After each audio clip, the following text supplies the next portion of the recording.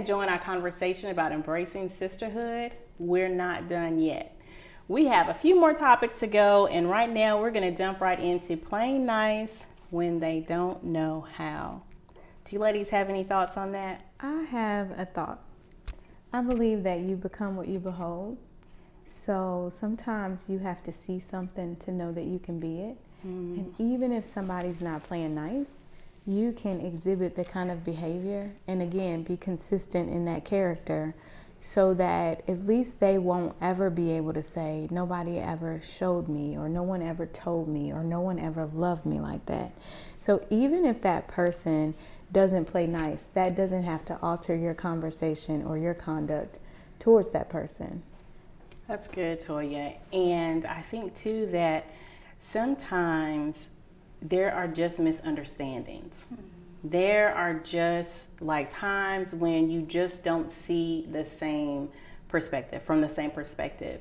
And we have to understand that that happens sometimes. And it's not that anybody's not just being mean and ratchet, but their point of view, their history, the way that they were brought up, their experiences are helping or have helped them be the person that they are right now. And so we may not understand that sometimes. Like, we don't understand why a person does what they do or why they say what they say, but there's some history behind that.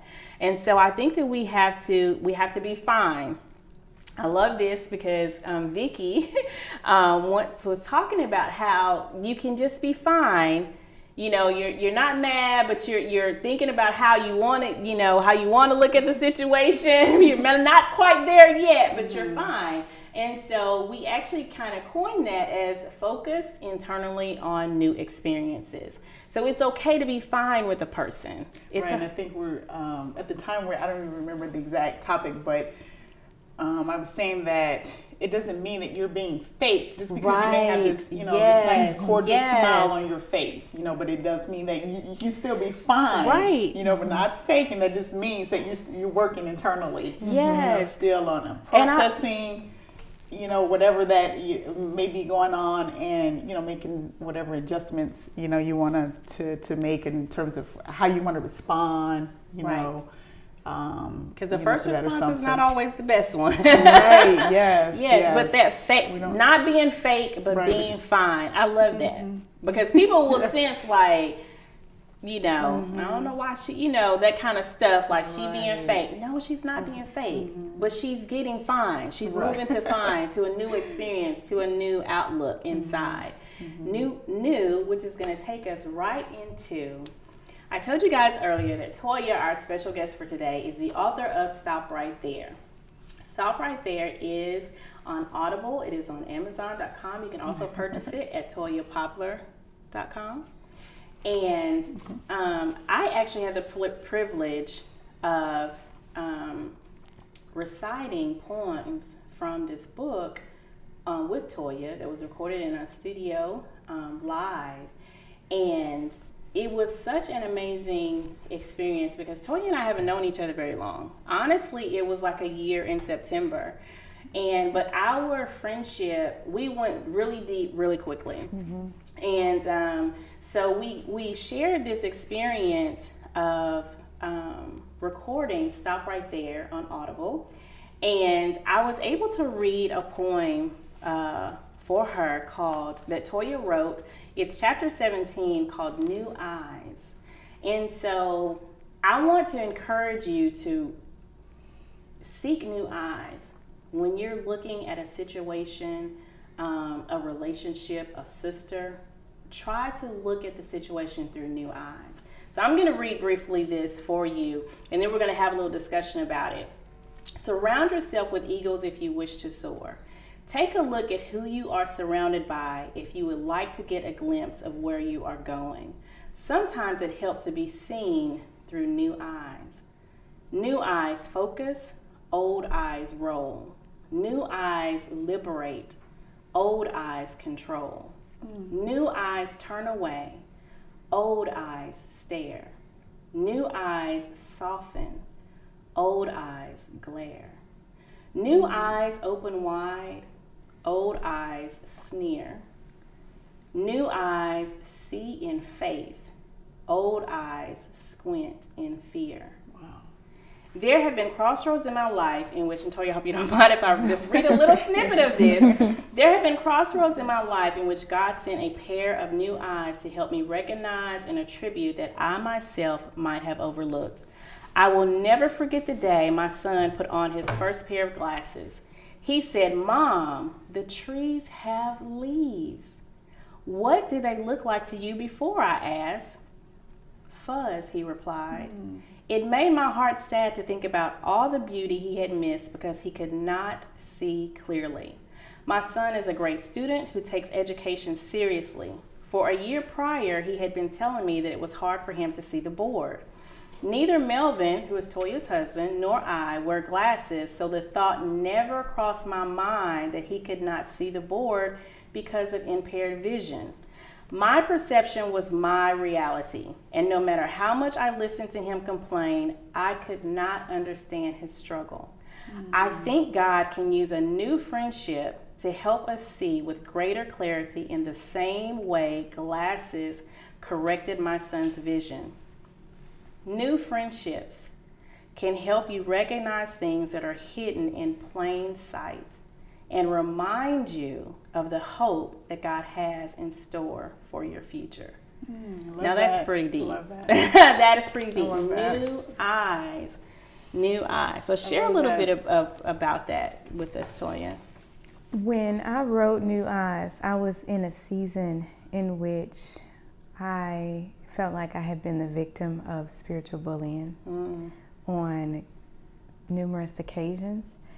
And I remember how we as women kind of give the world what we need, and we don't even realize that's what we're doing. So what worked well for my friends wasn't necessarily working well for me. And I spoke with a person who I would say was a pair of new eyes in my life. And as we were getting off the phone, she said, she was actually calling me to book me to speak at something, but she said, "Can I ask you one last question?" And I said, "Yes." She said, "How can I pray for you?" And I just fell apart. Wow. Because I had gotten so used to being the person who would ask, "Can I pray for you?" for someone else, that the fact that this person had literally, it felt like she knew me for 5 minutes and she had enough empathy and compassion to request, "How can I pray for you?" And I remember it was so dramatic. I went in my house. I was sitting in my car when she asked me that. And after I finished telling her, I went in my house, I closed the door, and I slid like cartoon-like fashion down the door. And I just sat there and wept. And I got up and I went and I wrote that poem. Wow. That's beautiful. Wow. So that one friendship really shaped my new season, because being seen through new eyes was what reminded me of how God saw me. One of the things that kind of stuck out to me that you were talking about, like even with you all's new friendship, I think it was probably like you both probably felt the same thing, like, okay, this is good, like this is probably God ordained at this point in my life for me to, to engage into this level. You talked about going deep too. And see, we're not meant to do that with everybody. That's and I so think true. sometimes people may feel like, okay, well, this is a new coworker. Oh, this lady I met at church, and we're in a couple of things together. And so like, maybe that's meant to be.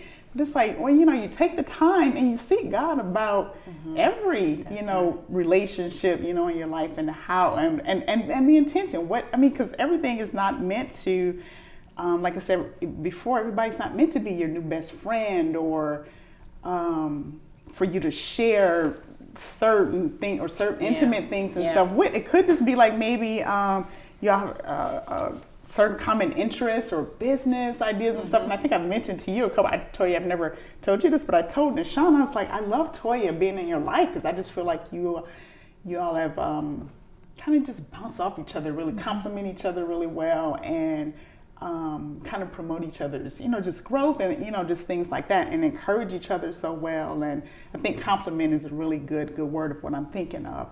And so I just love how that's blossomed, and then how, of course it would cause me to cross paths with you too, which I love, because I think you're such a phenomenal woman.